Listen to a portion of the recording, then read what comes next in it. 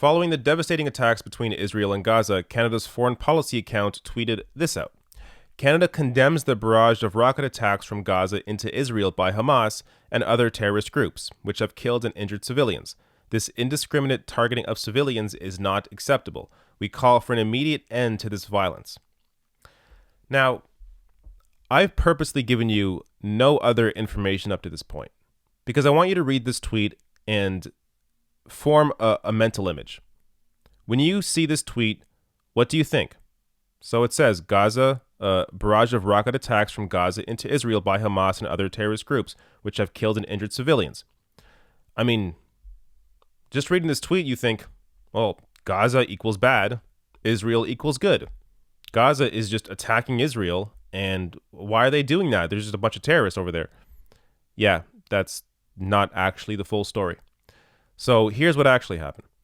In 2 days of fighting, more than 600 rockets were launched at Israel, while the Israeli army struck hundreds of targets in the Strip. 4 Israelis were killed and 4 were wounded as rockets fell in the south of Israel. 23 Palestinians, including 2 pregnant women and 2 infants, were killed as Israelis struck hundreds of targets in Gaza.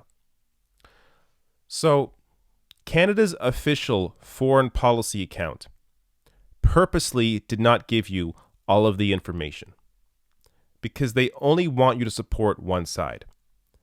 They don't want to give you the full picture of what is actually going on there. This is disgusting.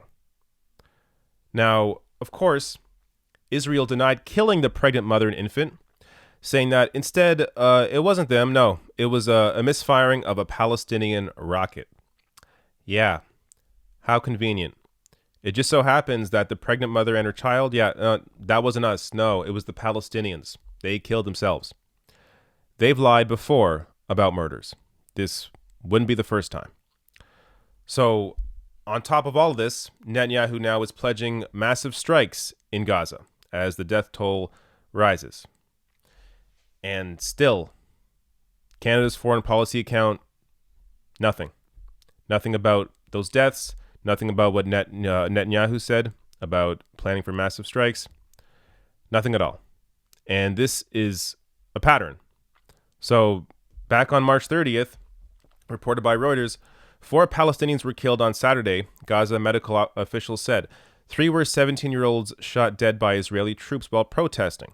Another person was killed at an overnight protest hours before the main rally. So again, that was March 30th. Canada's foreign policy account said nothing about it. But 2 days later, they did retweet Trudeau meeting with Israel's president, having a nice conversation full of smiles.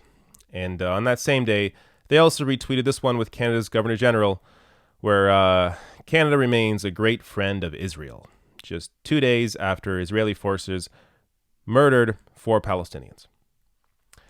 Apparently, none of this matters. Apparently, if Palestinians die, it doesn't matter. It only matters if people in Israel die. All this despite the fact that Amnesty International has called out Israel's occupation of the Palestinian territories. Human Rights Watch has called out the excessive lethal force by the Israeli government. And B'Tselem, an Israeli-based human rights organization, has even called out Israel's crimes. None of that matters. And just a month ago, the Prime Minister announced even closer cooperation with Israel. So, this is Canada's foreign policy right now, under a liberal government. This is a liberal government. And the one thing that gives me hope is that we actually have some intelligent students coming out of universities. So, as the McGill Daily wrote in January, Canada is complicit in the occupation of Palestine. So, at the very least, we have some good journalists to look forward to in the future. And look, we have some now, but they are not they're not generally who you hear from when you hear about these stories. You do not hear about the destruction caused by the right-wing Israeli government.